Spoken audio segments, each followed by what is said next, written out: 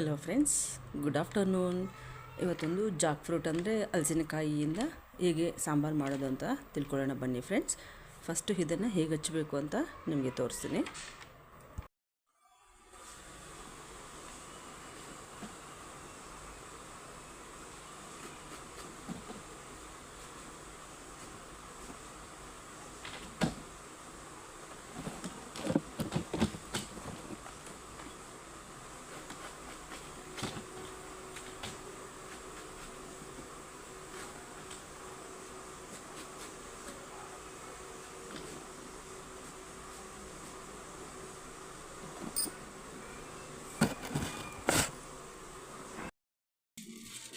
ಇಲ್ಲಿ ನೋಡಿ ಫ್ರೆಂಡ್ಸ್, ನಾನಿಲ್ಲಿ ಒಂದು ಕುಕ್ಕರ್ಗೆ 2 ಸ್ಪೂನ್ ತೊಗರಿಬೇಳೆ ಮತ್ತು 2 ಸ್ಪೂನು ಹುರುಳಿಕಾಳು ಅಂತೀವಲ್ಲ ಫ್ರೆಂಡ್ಸ್, 2 ಸ್ಪೂನ್ ಹುರುಳಿಕಾಳು ಮತ್ತು 2 ಸ್ಪೂನು ಹೆಸರುಬೇಳೆ ಇದೆಯಲ್ಲ ಫ್ರೆಂಡ್ಸ್, 2 ಸ್ಪೂನು ಹೆಸರುಬೇಳೆನ ಹಾಕ್ಕೊಳ್ಳೋಣ.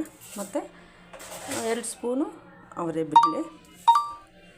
ಮತ್ತು ಇದೇ ಬೇಳೆ ಹಾಕಬೇಕಂತೇನಿಲ್ಲ ಫ್ರೆಂಡ್ಸ್, ನೀವು ಯಾವ ಬೇಳೆ ಹಾಕ್ಕೊಂಡ್ರೂ ನಡೆಯುತ್ತೆ. ಮತ್ತು ಅದ್ರ ಜೊತೆಗೆ ನೀವು ಹುರುಳಿಕಾಳನ್ನು ಮಿಕ್ಸ್ ಮಾಡೋದು ಮಾತ್ರ ಮರಿಬಾರ್ದು ಫ್ರೆಂಡ್ಸ್. ನೋಡಿ, ಇದು ನಾವು ರೆಡ್ ಮಸೂರಿ ಅಂತ ಹೇಳ್ತೀವಲ್ವ ಅದು. ಮತ್ತು ನಿಮ್ಗೆ ಏನು ಬೇಳೆ ಇರುತ್ತೋ ಮನೆಯಲ್ಲಿ ಎಲ್ಲ ಬೇಳೆನೂ ಸಹ ಹಾಕಿ ಫ್ರೆಂಡ್ಸ್, ತೊಂದರೆ ಏನಿಲ್ಲ. ಸಾಂಬಾರು ತುಂಬ ಚೆನ್ನಾಗಿ ಬರುತ್ತೆ. ಇದು ಅಲಸಂದೆ ಕಾಳು ಎಲ್ಲನೂ 2 ಸ್ಪೂನ್ ಮಾತ್ರ ಹಾಕ್ತಿದ್ದೀನಿ ಫ್ರೆಂಡ್ಸ್, ಯಾಕಂದರೆ ಇದೆಲ್ಲ ಹಾಕೋಷ್ಟೊತ್ತಿಗೆ ಜಾಸ್ತಿನೇ ಆಗುತ್ತಲ್ವ, ಹಾಗಾಗಿ 2 ಸ್ಪೂನ್ ಆದರೆ ಸಾಕು ಫ್ರೆಂಡ್ಸ್. ಕಡಲೆಕಾಳು ಮತ್ತು ಅವರೆಕಾಳು ಫ್ರೆಂಡ್ಸ್, ಅವರೆಕಾಳು ಸಹ 2 ಸ್ಪೂನನ್ನು ಹಾಕ್ಕೊಳ್ಳೋಣ. ಇಷ್ಟನ್ನು ಸಹ ಒಂದು 2-3 ಸಾರಿ ತೊಳೆದು 1-2 ವಿಷಲ್ನ ಬರ್ಸ್ಕೊಳ್ಬೇಕು ಫ್ರೆಂಡ್ಸ್.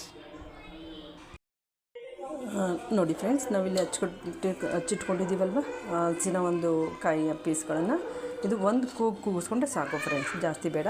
ಹಾಗಾಗಿ ಇಲ್ಲಿ ಕುಕ್ಕರ್ಲ್ಲಿ ಹಾಕಿ ಒಂದು ಕೂಗನ್ನು ಕೂಗಿಸ್ಕೊಳ್ಳೋಣ ಫ್ರೆಂಡ್ಸ್. ಇಲ್ಲಿ ನೋಡಿ ಫ್ರೆಂಡ್ಸ್, ಈಗ ಇದು ಬೆಂದಾಗಿದೆ ಅಲ್ವಾ, ಇದು ಏನು ನಾವು ಜಾಕ್ ಫ್ರೂಟ್ಸ್ದು ಬೇಯಿಸ್ಕೊಂಡಿದ್ದೀವಲ್ವ ಇದು, ಮತ್ತು ಬೇಳೆ ಎಲ್ಲನೂ ಒಂದು ಸಾರಿ ಬಸ್ಕೊಂಡ್ಬಿಡೋಣ ಫ್ರೆಂಡ್ಸ್.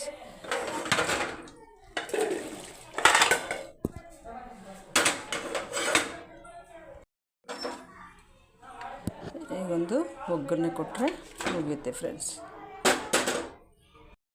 ನೋಡಿ ಫ್ರೆಂಡ್ಸ್, ಇಲ್ಲಿ ನಾನು ಸಾಂಬಾರಿಗೆ ರುಬ್ಬಲಿಕ್ಕೆ ಹಾಕ್ತಾಯಿದ್ದೀನಿ. ಸ್ವಲ್ಪ ಕೊಬ್ಬರಿ,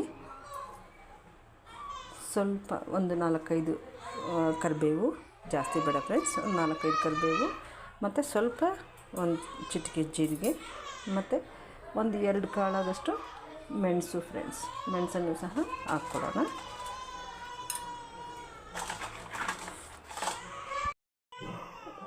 ಒಂದು 2 ಕಾಳಾಗಷ್ಟು ಮೆಣಸು ಮತ್ತು ಕೊತ್ತಂಬರಿ ಸೊಪ್ಪು ಫ್ರೆಂಡ್ಸ್, ಕೊತ್ತಂಬರಿ ಸೊಪ್ಪು ಸಹ ಹಾಕ್ಕೊಳ್ಬೇಕು. ಮತ್ತು ನಮಗೆ ಎಷ್ಟು ಅವಶ್ಯಕತೆ ಇದೆಯೋ ಅಷ್ಟು ಹುಣಸೆಹಣ್ಣು, ಮತ್ತು ಬೆಳ್ಳುಳ್ಳಿ ಸ್ವಲ್ಪ ಫ್ರೆಂಡ್ಸ್, ಬೆಳ್ಳುಳ್ಳಿನೂ ಸಹ ಹಾಕ್ಕೊಳ್ಳೋಣ.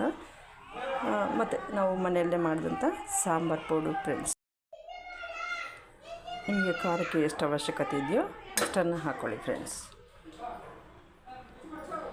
ಮತ್ತು ನಾವು ಏನು ಬೇಯಿಸಿಟ್ಕೊಂಡಿದ್ದೀವೋ ಅದೊಂದು ಸ್ವಲ್ಪ, ಮತ್ತು ಒಂದು 2ರಿಂದ ನಿಮಗೆ ಎಷ್ಟು ಟೊಮೆಟೊ ಅವಶ್ಯಕತೆ ಇದೆ ಟೊಮೆಟೊ ಮತ್ತು ಈರುಳ್ಳಿ ಫ್ರೆಂಡ್ಸ್, ಇಷ್ಟನ್ನು ಸಹ ಹಾಕಿ ರುಬ್ಕೊಳ್ಬೇಕು.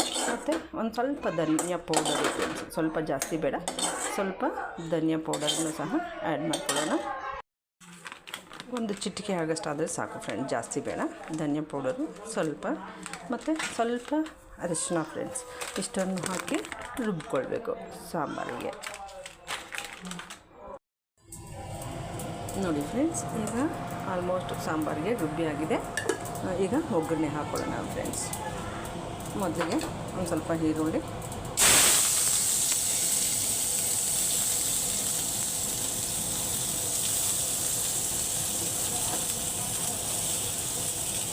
ಕರ್ಬೇವಿನ ಸೊಪ್ಪು,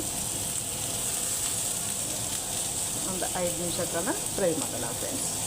ನಾನು ಅಷ್ಟೊತ್ತಿಗೆ ಇಲ್ಲಿ ಸಾಂಬಾರಿಗೂ ಸಹ ಒಗ್ಗರಣೆಗೆ ಇಟ್ಟಿದ್ದೀನಿ.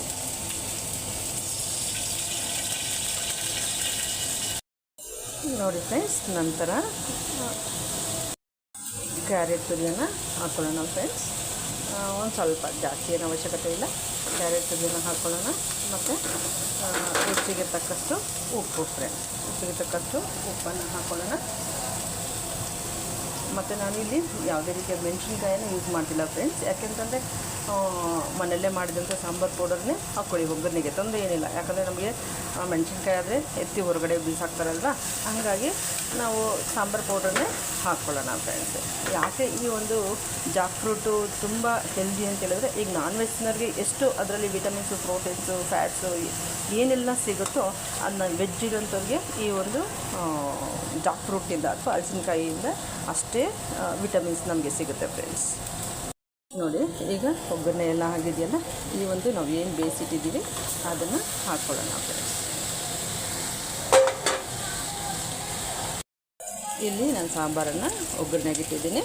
ಓಕೆ, ನಾವು ರುಬ್ಬಿರೋದನ್ನು ಇದಕ್ಕೆ ಹಾಕಿ ಎಷ್ಟು ಅವಶ್ಯಕತೆ ಇದೆಯೋ ಅಷ್ಟು ನೀರನ್ನು ಮಿಕ್ಸ್ ಮಾಡ್ಕೊಳ್ಳೋಣ ಫ್ರೆಂಡ್ಸ್. ನೋಡಿ ಫ್ರೆಂಡ್ಸ್, ಇಲ್ಲಿ ಒಗ್ಗರಣೆ ಎಲ್ಲ ಆಗಿ ಮಿಕ್ಸ್ ಆಗಿದೆಯಲ್ಲ, ಲಾಸ್ಟ್ಗೆ ನಾವು ಒಂದು ಸ್ವಲ್ಪ ಕಾಯಿ ತುರಿಯನ್ನು ಹಾಕ್ಕೊಳ್ಳೋಣ. ನೆಕ್ಸ್ಟು ಒಂದು ಕೊತ್ತಂಬರಿ ಸೊಪ್ಪು ಫ್ರೆಂಡ್ಸ್, ಕೊತ್ತಂಬರಿ ಸೊಪ್ಪನ್ನು ಸಹ ಹಾಕ್ಕೊಳ್ಳೋಣ. ಇಷ್ಟನ್ನು ಹಾಕಿ ಮಿಕ್ಸ್ ಮಾಡಿದ್ರೆ ಒಂದು ರುಚಿಯಾದ ಪಲ್ಯ ರೆಡಿಯಾಗಿದೆ. ಮತ್ತು ಇಲ್ಲಿ ನಾವು ಈ ಸಾಂಬಾರಿಗೆ ನಮಗೆ ರುಚಿಗೆ ತಕ್ಕಷ್ಟು ಉಪ್ಪನ್ನು ಹಾಕ್ಕೊಳ್ಳೋಣ ಫ್ರೆಂಡ್ಸ್. ರುಚಿಗೆ ತಕ್ಕಷ್ಟು ಉಪ್ಪು ಮತ್ತು ಕೊನೆಗೆ ಸ್ವಲ್ಪ ಬೆಲ್ಲ ಫ್ರೆಂಡ್ಸ್. ಓಕೆ, ಪ್ರತಿಯೊಂದು ಸಾಂಬಾರಿಗೂ ಯಾಕೆ ಬೆಲ್ಲ ಯೂಸ್ ಮಾಡ್ತೀವಿ ಅಂತಂದರೆ, ಇದರಲ್ಲಿ ಐರನ್ ಕಂಟೆಂಟ್ ಇರೋದ್ರಿಂದ ನಮಗೆ ಹೆಲ್ತಿಗೆ ಒಳ್ಳೆಯದು ಫ್ರೆಂಡ್ಸ್. ಹಂಗಾಗಿ ಒಂದು ಚೂರು ಬೆಲ್ಲ ಫ್ರೆಂಡ್ಸ್. ನೋಡಿ ಫ್ರೆಂಡ್ಸ್, ಕಡೆಗೆ ಸ್ವಲ್ಪ ಹಿಂಗುವನ್ನು ಹಾಕ್ಕೊಂಡ್ರೆ ತುಂಬ ಟೇಸ್ಟಿಯಾದ ಸಾಂಬಾರು ರೆಡಿಯಾಗುತ್ತೆ ಫ್ರೆಂಡ್ಸ್. ಓಕೆ, ನೋಡಿದ್ಕೊಳ್ಳಿ ತಿನ್ನಬೇಕು ಅನಿಸುತ್ತಲ್ವ ಫ್ರೆಂಡ್ಸ್. ಓಕೆ, ಒಂದು ಸಾರಿ ಒಮ್ಮೆ ನೀವು ಟ್ರೈ ಮಾಡಿ ಫ್ರೆಂಡ್ಸ್, ತುಂಬ ಚೆನ್ನಾಗಿರುತ್ತೆ ಈ ಸಾಂಬಾರು, ಡಿಫ್ರೆಂಟಾಗೂ ಇರುತ್ತೆ ಫ್ರೆಂಡ್ಸ್.